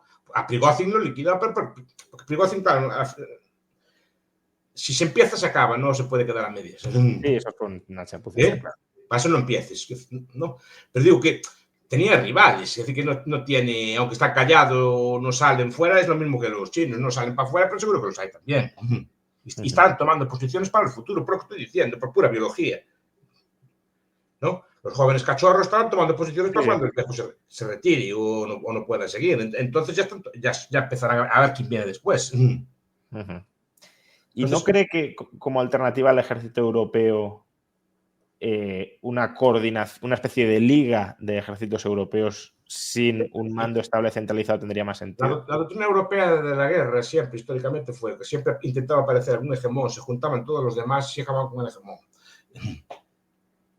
Pero no hacía falta que se coordinaran, ya se juntaban ellos para acabar con el enemigo en su momento, que fue Francia, que pudo ser España en su momento. Entonces al final se juntaban contra Napoleón o lo que fuera, pero al final se juntaban las potencias y acababan con él, no dejaban que creciera. Y básicamente es la estrategia siempre de Europa, que es la que me gusta a mí. Es decir, que cuando aparece una cosa, pues los países se juntan y acaban con él, pero no tienen por qué estar necesariamente coordinados bajo un mando único. Creo que incluso que pelean mejor de forma separada. Es una opinión. O sea, que cree que la creación del ejército europeo es hoy por hoy esencialmente una excusa para centralizar poder político en Europa y por tanto... Yo lo creo, sí. Pues yo algo de experiencia tengo cuando leo los medios de comunicación grandes, así los oficiales, los medios así de difusión masiva, veo ahí a Enrico Letta en 2 páginas, más la solución es más Europa, veo los articulistas más Europa, más integración, todo. Digo, es que aquí hay algo coordinado, ¿no? Porque sale ahora y porque pensamos hablar de rearme ahora. La guerra empezó hace 3 años, no ahora. ¿No? Bueno, hombre, pues, también es verdad que es ahora cuando Donald Trump hasta cierto punto ha dejado a Europa en la estacada, desvinculándose de la coordinación en su estrategia contra Rusia. Pero es por Trump, no es por Rusia. Si Rusia ya empezaríamos hace 3 años a prepararnos, ¿no? Sí. Porque Europa también, de cierta forma, vive subsidiada. Bueno, eso en parte sí, pero... Que sí, bueno... Subsidiadas, entiendo que hay bases militares, que es otra cosa que también me sorprende. Es decir, Lituania, todos los países tienen bases americanas. O sea, Rusia va a invadir un país con bases americanas. Bueno, pero a lo mejor se van las bases americanas. ¿Qué es? Que a lo mejor se quitan las bases americanas. No, pero digo, a día de hoy... No, a día de hoy. No. Y en Polonia quieren abrir una muy grande. ¿Creen que los rusos van a invadir un país con bases americanas? Si se mantienen las bases, ¿no? Sí, pero si hay permiso americano.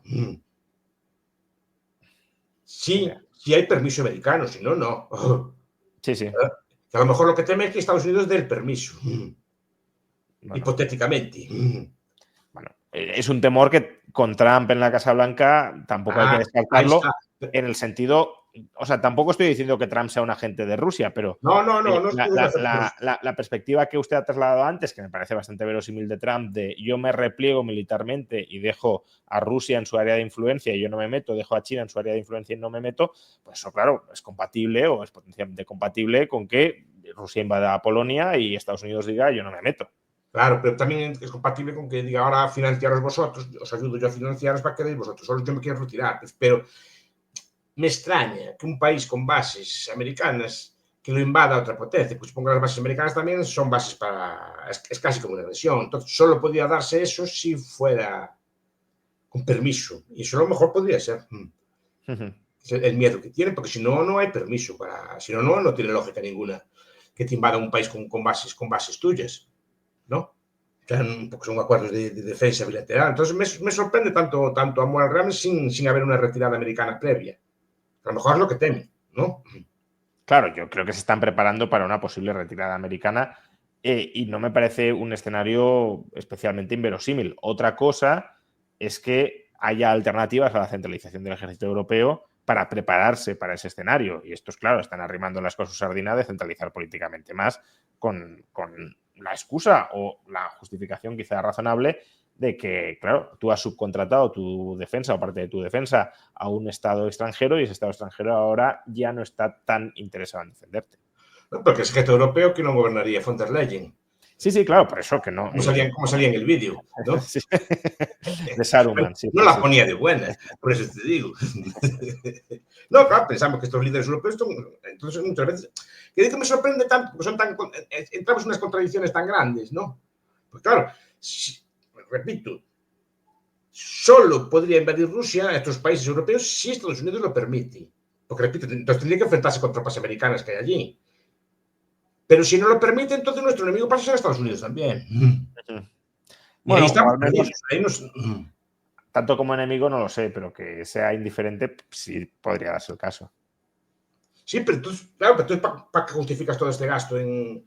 Bueno, tienes pues depositado misiles nucleares? Creo para que los tener hay aún. autonomía frente a Estados Unidos. O sea, sin ser tu enemigo, Estados Unidos tampoco es tu amigo, no es tu aliado, pues tienes que buscar tu autonomía militar. Pues tendría que haber algo. Es que, claro, a mí me desconcierta. Yo no soy muy listo, entonces cosas me desconcierta. Es decir, ¿cómo puede ser que tú tengas misiles nucleares en Alemania, así, supuestamente son contra Rusia? Francia y Reino Unido, sí. Sí, no, pero digo que hay misiles. No había misiles americanos en Europa. Ah, bueno, americanos, vale. Sí. O sea, ¿y contra quién son? Sí, está claro que es contra la antigua URSS, que ahora es Rusia, claro. Bueno, pero entonces están ahí. Entonces yo lo entendería si hubiera un movimiento previo de repliegue. Quiere decir que Estados Unidos se retira con sus misiles, entonces sí que nos deja solos. Entonces, pero mientras estén allí es que no tiene mucha lógica.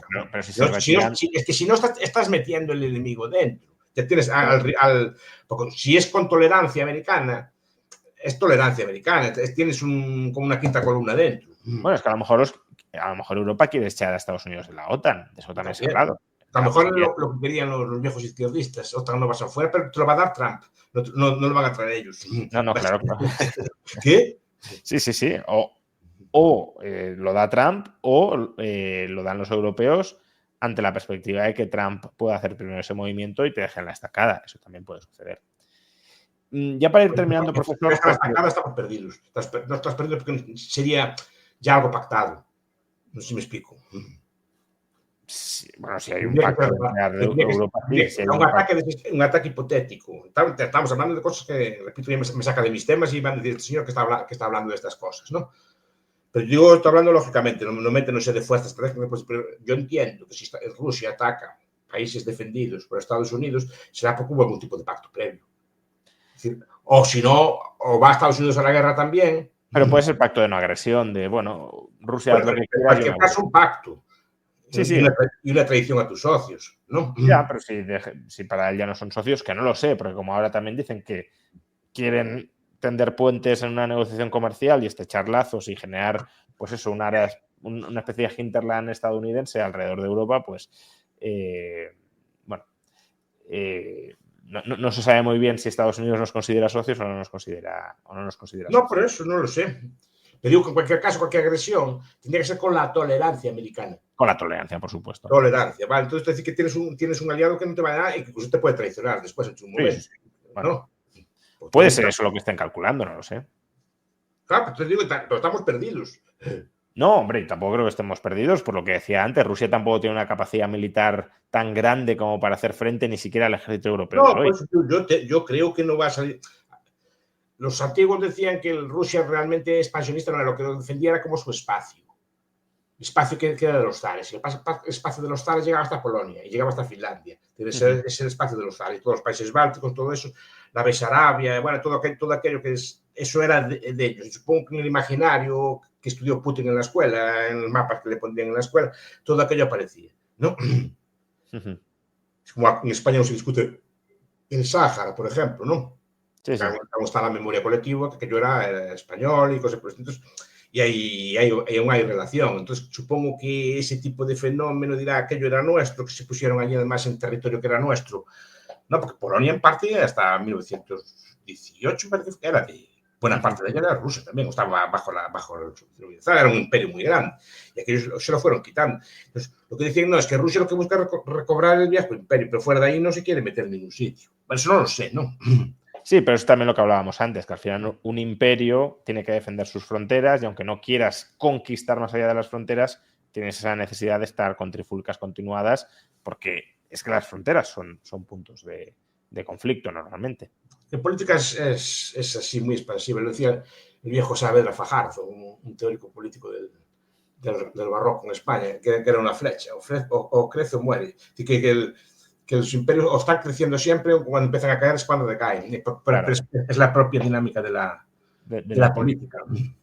Ya para terminar, profesor, porque nos hemos extendido un poco más de lo que me había comprometido con usted, pero una pregunta para cerrar y es, con toda esta reconfiguración geopolítica, económica, militar que estamos viendo, que se está produciendo, ¿será mayor o será menor? Pero se está produciendo desde luego, como no se ha producido en los últimos 30 o 40 años, probablemente desde la caída de la URSS no estemos viendo un cambio geopolítico, al menos en Europa, tan importante como el que podemos ver durante los próximos meses. ¿Usted cree que el mundo va en una dirección mejor y más libre o no? Es decir, que estos cambios van a traer cosas buenas. No, así, en perspectiva de mi vida, yo creo que algo ya fue peor, pero ahora hay cierto retroceso. Sobre todo, a ver, el imperio, yo no soy imperialista, pero claro, el imperio más o menos mantenía aquello, había una pescada. El imperio en cada zona va a caer a ver su hegemón. Y ahí sí que se pueden establecer luchas. O sea, para determinar, por ejemplo, la de Gaza, ese tipo de cosas, a ver quién manda en el espacio aquí en Irán, o sea, todo en Rusia, Ucrania. Eso es el problema que podría haber, que se coloque todo eso, ¿no? El problema es que tampoco va a haber un hegemón claro después, por lo menos a corto plazo, porque yo a China no la veo. No la veo. Pero no tiene por qué haber un hegemón global, puede haber. Sí, claro, un hegemón global que así como fue Estados Unidos en los últimos 30 años, más o menos. Pero es que ahora esa China yo no la veo de hegemón global, porque China yo creo que no tiene potencial. Mira lo que estoy diciendo. Todo el mundo está apostando por ella. Hay un libro, que está, no me acuerdo del libro, está en el Instituto Peterson, en la editorial, que explica, bueno, para mi entender bastante bien. A ver, cuando llega Xi Jinping empieza de nuevo a intervenir el partido. Sí. Empieza a meter miembros del Partido Comunista en los consejos de las empresas, empieza a controlar la producción, digamos que empieza a subordinar de nuevo la economía a la política. Mete a Jack Ma en la cárcel, ¿no? O sea, lo tuvo preso allí unos meses desaparecido, no sé qué hicieron con él. Empieza a controlar todo este tipo de cosas. Así no se crece. Así no se prospera. No, y aparte que China... Los ritmos que tenía antiguos, no, porque eso al final acaba siendo una economía muy intervenida y ya se está viendo en la vivienda, se está viendo una economía tan intervenida a tal escala no puede funcionar. Eso no es socialismo puro, no es como el socialismo. Yo creo que si sigue así o se abre, o va a ser una potencia media. No va a ser nunca Taiwán, no va a ser nunca Singapur. No solo eso, sino que además en los próximos 40 o 50 años va a experimentar un declive demográfico brutal. Sí, puede caer perfectamente a 500 millones de habitantes durante las próximas décadas. Y claro, ser un hegemón global con un declive demográfico tan potente se me antoja complicado, salvo, y esto es algo que ya le he dicho que podemos hablar en otra ocasión, que medie la inteligencia artificial, que eso sí que es un cambio político, económico, social potencialmente total. Y por Puede ser, tanto, muchos de los análisis que hagamos de este país va a poder controlar a este otro, si no hay población, este país se va a estancar y no podrá ser un imperio, todo eso puede no valer para nada si la inteligencia artificial alcanza la singularidad y por tanto... Y la singularidad es de Kurzweil, ¿no? Esa cosa del... Bueno, simplemente una inteligencia artificial general que sea tan inteligente como un ser humano en las distintas áreas del saber y que sobre todo pueda automejorarse a sí misma. No la veo, yo la veo como una herramienta muy potente en muchos ámbitos. Bueno, un ser humano no lo veo. Es el viejo debate si usted puede crear algo más listo que usted. No, pero realmente no lo ha creado el ser humano como tal. O sea, ¿quién lo crea? A ver, es como decir que la evolución crea al ser humano. La evolución no diseña al ser humano. El ser humano surge evolutivamente por mecanismos de prueba y error, pero no ha habido un plan central para crear al ser humano. Pues con el desarrollo de la inteligencia artificial pasa un poco lo mismo. El entrenamiento de la inteligencia artificial no es un entrenamiento que conozcamos cómo se desarrolla. A ver, ya es un proceso, pero no el mecanismo que usted utiliza. Me mete en temas más raros. O sea, no, bueno, es un tema interesante. No, digo, es un tema muy interesante. Yo digo que en mí, lo poco que yo sé, que no sé nada, no la veo. A día de hoy no la veo. Ahora sí que la veo con gran potencial. Es decir, para muchísimas cosas. Con gran presente. Ya. Para armas, por ejemplo, que son terribles. Claro, los robots modernos ya le matan, le pueden disparar por inteligencia artificial y ya lo están haciendo. Por eso. O para ir procesos industriales. Ahora que te superen otras cosas, no lo sé. Lo veo difícil. Lo veo difícil, pero cuidado, un país con armas de esas, sí. Tiene que tener una población y una gente que pelee con ese tipo de cosas, ¿no? Aparte que esa inteligencia artificial no solo las tiene por qué tener China. Ya, pero mientras sea más inteligente que el resto, puede barrer. Y no está claro. Pero hay que definir también lo que es ser más inteligente que el resto. Porque hay muchos debates al respecto, pero no veo yo que hay muchas inteligentes. ¿Quién es más inteligente? ¿Einstein o Cervantes? Sí, está claro. Por eso se habla de inteligencia artificial general por inteligencia en todos los distintos ámbitos del ser humano. Pues a ver si te puede ganar en todos los ámbitos del ser humano. Si tiene malicia, por ejemplo. ¿La máquina tiene miedo? No tiene por qué tener miedo. El miedo es una pues que eso es una cosa que nos hace actuar y nos hace ser inteligentes. Por ejemplo, ¿tiene conciencia del tiempo? Bueno, es que ahora mismo no tiene conciencia la inteligencia artificial. Bueno, por eso, pero si lo tuviera, dicen, a ver, es que hay un cuento muy bueno de Borges, que es lo que se llama Los Inmortales, que habla de una persona que bebe un agua de un río y se hace inmortal. Bueno, esa persona acaba estúpida. Porque le falta el concepto de tiempo. No tiene que tomar decisiones. Entonces, una máquina, ¿hasta qué punto puede superar? Es decir, bueno, si tiene función de objetivos, sí tomará decisiones. Ese es el tema. Sí, pero toma decisiones, pero repito, que al final puede tomar todas las decisiones. No tiene conciencia de tiempo. Bueno, a ver, usted tiene que decir, ¿estudio económicas, estudio derecho o estudio tal? Porque como mucho en su vida puede hacer 20 carreras. Sí. Y al final tendrá que trabajar y al final pues escoge 1 o 2 carreras. No tiene más opción, pero la máquina puede hacerlas todas. Pero no tiene concepto de tiempo. La máquina tiene restricciones y una restricción podría ser el tiempo, sí, podría serlo, claro. No, porque ella sabe que es inmortal, porque sabe que no, a diferencia de usted que no tiene copia. Tiene que ordenar, tiene que priorizar si hace primero una cosa y luego hace otra. Eso es... ¿Con qué criterio? Es que ahí está la cuestión. Bueno, dependerá cuál sea su función de objetivos, el criterio. Sí, pero los criterios, pero al final tiene que tomar decisiones y por qué objetivo y no el otro. Pero al final usted tiene que optar, porque usted dice, mira, yo rayo, pues mira, voy a vivir 100 años. ¿Vale? La esperanza de vida más o menos que se le calcula a los de su generación. ¿No? Esperemos, sí, no. Pero bueno, que 100 años aún son 100 años y cada año que pase le va restando uno. Es decir, y sabe que no puede hacerlo todo. Entonces al final tiene que empezar a priorizar cosas y tiene que calcular más ese tipo de cosas. Pero la IA también aunque la IA fuera inmortal, que tampoco tiene por qué serlo, porque ella puede ser consciente de que en cualquier momento se la puede... No, pero la diferencia es que usted sabe que no tiene copia, de momento no la tiene. Pasa algo que venga eso de la singularidad y estas cosas así, pero de momento no tenemos copia. ¿no? No, Tenemos copia de seguridad, pero la máquina, si es inteligente, sabe que puede hacer una copia y sabe que puede... Mientras no tenga conciencia ni se preocupa por las copias realmente. No, pero si fuera inteligente como usted sería... Bueno, claro, sería un ser consciente y diría, oye, que yo soy inmortal, no tengo tal. Entonces, aunque fuera inmortal, tendría que priorizar que consiga antes o después y eso depende de su función de utilidad. Su concepto de tiempo sería muy distinto. No digo que es un tema no es para hablar aquí.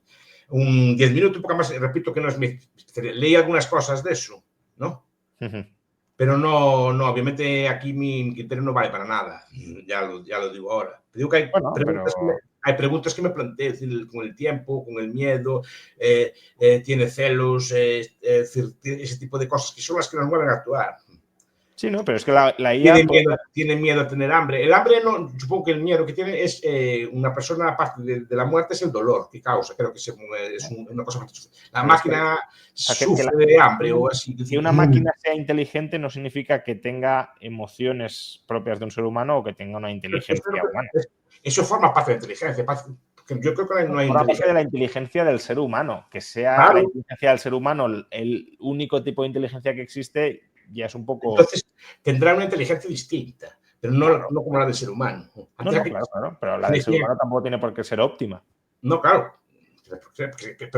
Pero óptimo hay que compararlo con algún tipo de ideal. No, con la adaptabilidad al entorno para conseguir tus fines, me refiero. Y de momento vamos tirando. No que decir, sí, hombre, claro, de momento vamos tirando porque hemos sido los más adaptativos, claro. Más listo que el hambre, porque el hambre aguzaba mucho el ingenio, empezabas a idear un montón de cosas. Y creo que una persona que no tenga ese miedo a desaparecer, ese miedo a que sus hijos lo pasen mal o cosas por el estilo, eso es lo que nos fuerza también a esforzarnos. Bueno, nosotros sí, pero a ellos la puede forzar. Y ella, por eso digo, pues es muy interesante el cuento de Borges, ¿no? Una persona que sabe que va a vivir siempre, que no tiene que preocuparse de nada, al final como que decae, que no tiene nada que hacer, que todo lo puede hacer todo y al final no hace nada, porque al final sí, no puede hacerlo todo, no tiene que tomar decisiones, no tiene que hacer nada, todo puede hacer lo que le da. Quiero estudiar Derecho, estudio Derecho, quiero estudiar Matemáticas, puede estudiar toda la vida. Sí, pero tienes que priorizar, porque los recursos en un momento dado no son infinitos. Recursos sí, pero el tiempo... Aunque bueno, la IA potencialmente se podría copiar y cada una de las copias podría perseguir distintos fines. Pero bueno. No, a ver, pero supongo que se refiere a que como arma de guerra, sí, como arma de guerra, quien tenga esas cosas. Sí, como arma de guerra, que es lo que hablábamos en militar, claro, es que ahí pues puede ser un país pequeño y si tienes una IA suficientemente potente, más potente que el resto, puedes barrer al resto. Sí, está claro. Igual que es un cambio geopolítico. Que sea China y que los demás no hagan sus IAs también.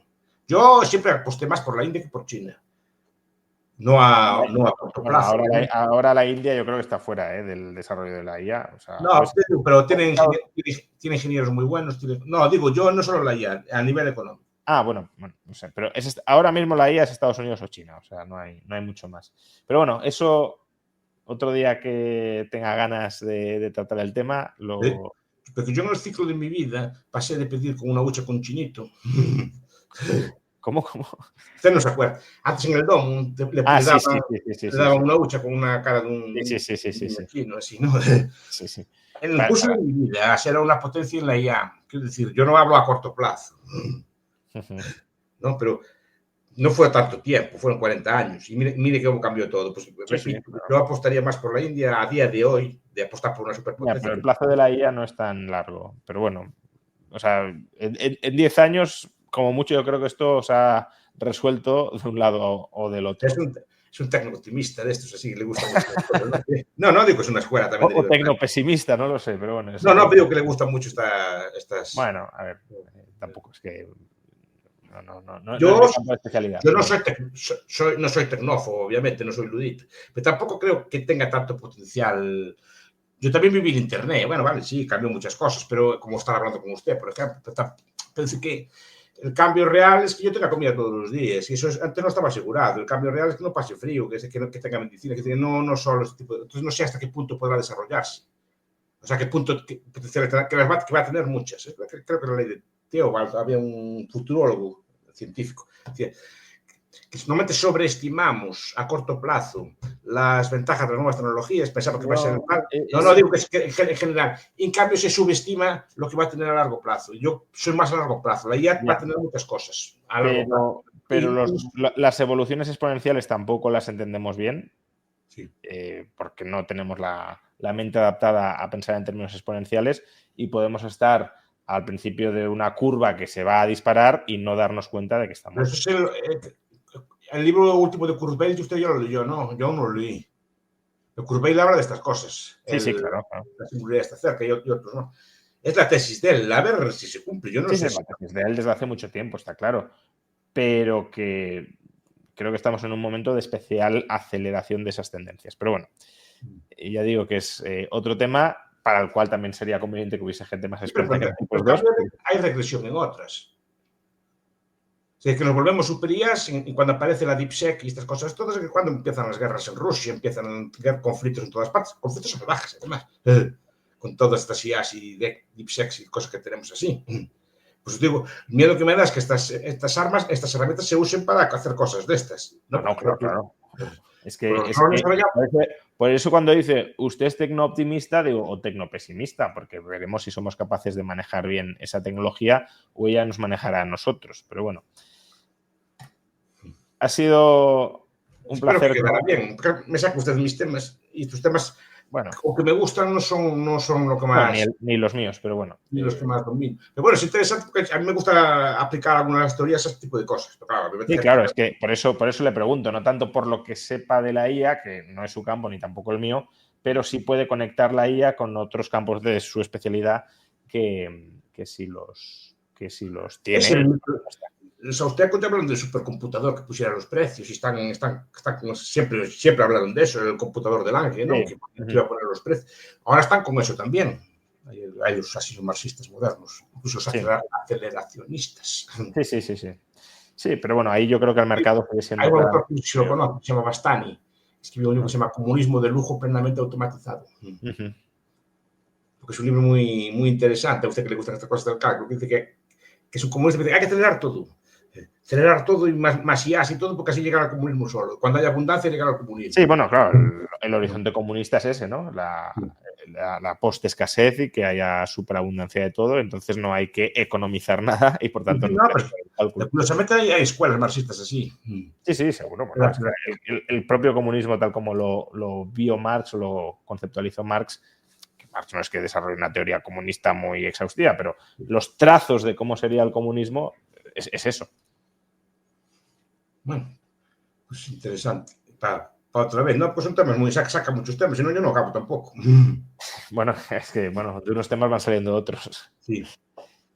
Lo dicho, profesor, muchísimas gracias por su tiempo. Estaría más rato hablando con usted, pero me sabe mal porque, bueno, ya me tiendo a mañana tengo un montón de cosas. Por eso, me tiendo a comprometer con usted a estar una hora y cuarto y ya nos hemos extendido durante más rato. Como siempre, se lo ha pasado bien, pero bueno, siempre claro, como usted lo paso bien. Tengo que acotar para que no se quede más tiempo del que debería. Muchísimas gracias, profesor, y seguro que habrá más ocasiones en el futuro para volver. Si quiere, ya saben. Hasta la próxima, entonces. Un placer, profesor. Gracias, chao. Gracias.